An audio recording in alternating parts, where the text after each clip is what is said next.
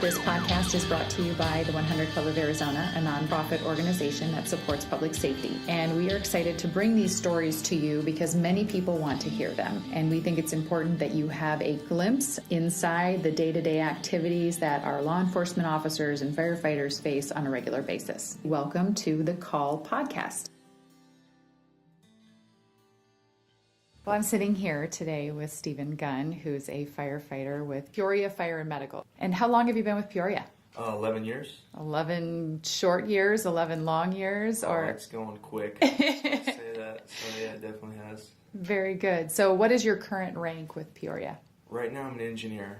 I spent 5 years as a firefighter and the last 6 years as an engineer. So very good. Well, congratulations. Thank you. Well, we were able to get a little insight about a particular call that you had here not too long ago, but I was hoping you can tell me a little bit about it. Sure. This was back in April of 2016, so a little over a year. Came out about 2:30, 3 o'clock in the morning as a 3-in-1 house fire. As we're responding, it gets balanced to a working fire with multiple victims trapped. When we're about a mile out. As we pull up on scene, we can already see 5 or 6 police cars were already on scene. There was probably a dozen bystanders standing out front of the house screaming at us, there's someone trapped inside, there's someone trapped inside, we can see them. I was the first firefighter to get off the truck. The police officers came running up to me and said the same thing, that they could see a victim trapped inside the house, just inside the window. So I ran up to the front of the house. I could see the victim located inside that bedroom, so I decided to go in and grab him. By then, my captain had come up from behind me after he did his on-scene report and kind of got the scene set up from a command standpoint and was able to hand the victim out to him. There was another crew standing by who provided treatment for him. Wow, that's pretty impressive. Now, you said you rolled up on the scene. Have you rolled up on anything similar like this in your life? Not as hectic, no. With the circumstances, it was kind of an old block-style, farm-style house, so it was on an acre of land. It was kind of tucked back behind a couple trees, and it was going pretty good. I remember as I was going up to the house, you can feel the heat, the radiant heat coming from the fire. It already had come out the window, the flames and smoke and everything and heat, but I just remember feeling that heat. And I've never felt that before. You don't usually get, until you get inside, start feeling that type of radiant heat. So that thing was going pretty good. But with the circumstances, with somebody inside, you know, we could see him. We normally wouldn't just go running in without a line, you know. But Sure. With the life safety, a known victim that we could see, we made the decision at that time to give him the best opportunity was to get to him quick and get him out. Of course. Now, you say you could see him. So you could see him through a window. Was he conscious? Was he standing? What was the... He was lying on the floor, and I could see, just because, you know, with the fire burning, you could see the room. He was kind of tucked behind. It looked like a bed or a couch.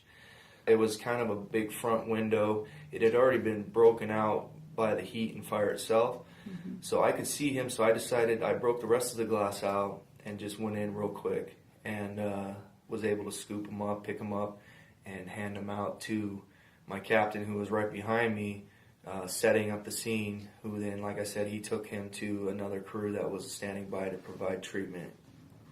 So do you know any of the background behind that call coming in to 911 for assistance? Sure, yeah. It was a county island within Peoria. So here in Arizona, if you have a county island in the middle of the city, it's governed law enforcement-wise by Maricopa County Sheriff's Office, but supported generally by Rural Metro Fire Department, which is a private for-profit fire department. So it basically goes to Rural Metro first, and that's why MCSO was first on scene, as well as Peoria PD. And if you see the video, there were probably 5 or 6 police officers that were already there trying to gain access into that house. They could see that victim. They were doing everything they could to try and reach him and bring him to safety. But just with the heat and the fire itself, it was so hot that they didn't have the gear, obviously, to help them in that situation. And then they released it to Phoenix when they figured out that, yes, this is a working house fire and they're further away than the closest unit in the automatic aid system under the Phoenix metro area, I guess. They release it to their alarm room, and then that's when we get the call, and our 3-1 went. Were the neighboring homes or structures ever at risk? No, because it was on an acre, and it was kind of its own little house. And the reason why it came out as multiple victims trapped was there ended up being like 2 or 3 trailers on that property as well that people were living in. And the initial report was that there were multiple victims inside. So in our mindset, we're thinking, okay, we got one, now we got to go back and do more search. But then we figured out that all those bystanders that were screaming and hollering at us when we pulled up on scene initially were they lived on the property, but in those trailers, and they were all accounted for. Oh, good. So once we had gotten the life safety factor taken care of and all the people were accounted for, homeowner and the victim we got, we knew that everybody was out safely. The fire was getting so big and so hot and so out of control that it was more of, okay, we got to start thinking of a defensive mindset and just kind of surrounding it and drowning it with water, putting it out. Surrounding and drowning. Mm-hmm. Very good. Yeah. Now, so on that property, you said multiple structures. This call came in. You know, obviously, was the fire able to be put out right away? How long did it take? We ended up going through 2 bottles, I think. Okay. Because it was going pretty good. So yeah, it took a little while, but we ended up putting 1 ladder pipe up, and then we had it ended up going to a first alarm. So there were probably another 5 engine crews there that were, on each end of the house with hose lines and the ladder pipe up as well, elevated over it. Wow. So I'm not sure if they've even made this determination yet, but do you have any idea how the fire started? Yeah, it was arson. It was arson. Mm-hmm. Yeah, somebody had broken in and had started with some sort of accelerant and some sort of blowtorch type deal. Wow, that's terrible. Mm-hmm. Well, hopefully that person is paying for their inappropriate actions. Sure. Very good. Yeah. Now, do you know what the extent of his injuries were? Yeah, he was burned pretty bad. He was in there for a while. From what I understand, the crew that treated him, they took him to county, the burn center. They were able to get pulses back on the way, but then I think he ended up coding again at county. So he was in bad shape. Yes. Now, did you receive any injuries as a result of this extrication? Yeah, there were. The room itself ended up flashing, which is when the gases and the smoke, when the room gets to a certain temperature, it basically lights everything up. So I'm going to just totally play the amateur card here, but are we talking about the movie Backdraft here? Sort of. Yeah. I know that's much more extreme, but Yeah. I'm trying to make it relatable here for the rest of the audience. Yeah, everything lights up. Sure. And it gets very hot, very quick. The way I was facing, my back was towards the fire, so my helmet had melted, my turnout coat, basically you could see an outline of my bottle, and my bottle where you can turn it on, the plastic had melted, and I received some minor burns to my ears because with the Nomex hood, that's kind of like our indicator. It's just a cloth that covers that part of our body, so we've always been taught from the beginning in the academy, use that as your indicator of how hot it is. If it's hot, get down low, stay low. So your ears are usually what you start to feel first. But I was told if I were in there for maybe 10, 15 more seconds, it would have gotten through to my skin on my back. Because our turnout gear is 2 layers, It had already gotten to the second layer. You could see the burn marks on the second layer of the turnout on my coat. So if I was in there for just a little while longer, I probably would have received more injuries. Yeah, that's pretty scary. Well, your ears look pretty good today. Yeah, they held up really good. Okay, good. Yeah, it wasn't too bad. And how is the rest of the crew, everybody who was there with you? Great. Yeah, it was, and the odd thing is, or the crazy thing is, I should say, is that, so I'm an engineer, so I drive the truck.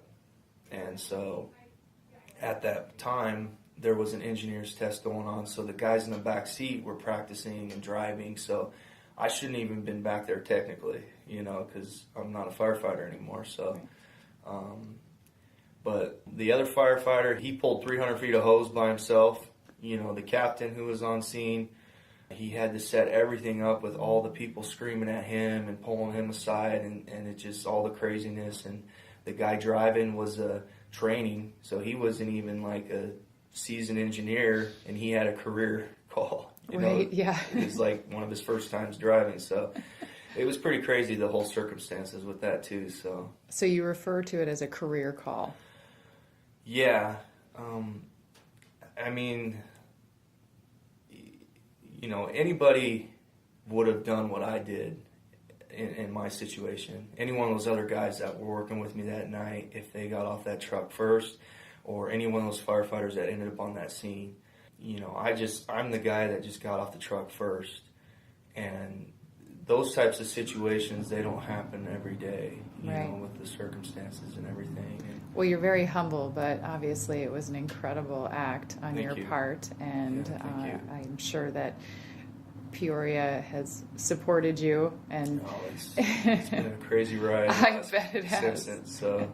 Well, tell me about that ride. So what has happened as a result of this call? Well, it's just, it blew up on the whole Facebook, social media stuff. They kind of ran with it, and it's just been going. And recently I was nominated for the Presidential Medal of Valor for the whole nation. Incredible. And I was selected. Incredible. Which in my wildest dreams, when I started testing to become a firefighter, I would have never thought I would ever have that opportunity. That's amazing. Yeah, and the Hunter Club, that honor was an incredible honor, and as well as there was another one last year with the United Fire, the Arizona State Fire School. So, well, I love it that they're recognizing you for your efforts. And how's your family feel about all this?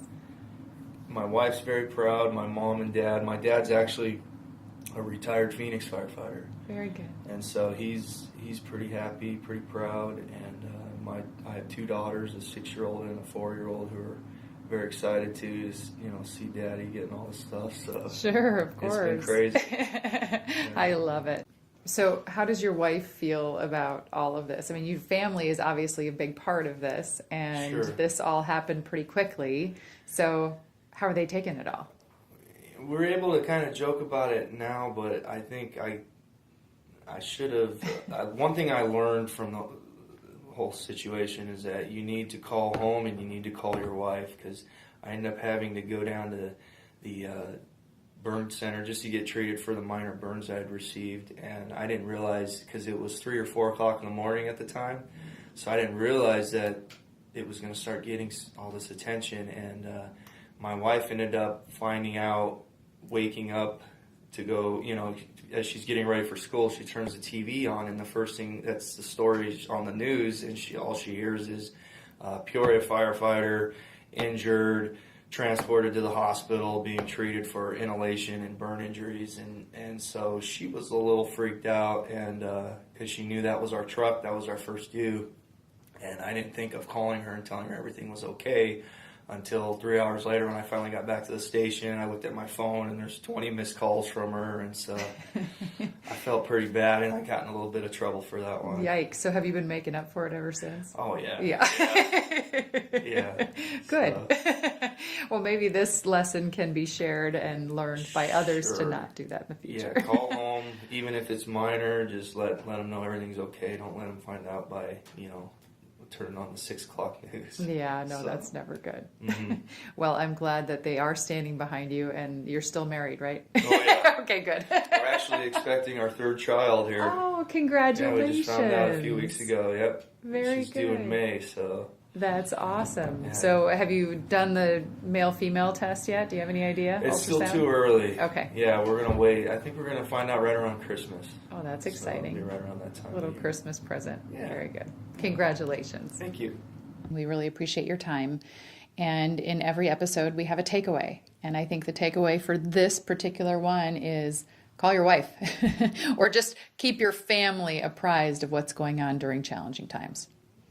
Thank you so much for your time today. And if you were impacted by this story, we would sure hope that you would subscribe to our podcast. And even more so, if you could write a review, that really helps us be seen on iTunes and other avenues, and we want to make sure that these stories get out to the masses. We think it's important. Also, be sure to check out thecallpod.com because you can see associated videos or links and stories, pictures associated with these individuals, which is pretty neat. So continue to pay it forward. Thank you for your time today, and be sure to check back in and download our next episode. Until then, be safe.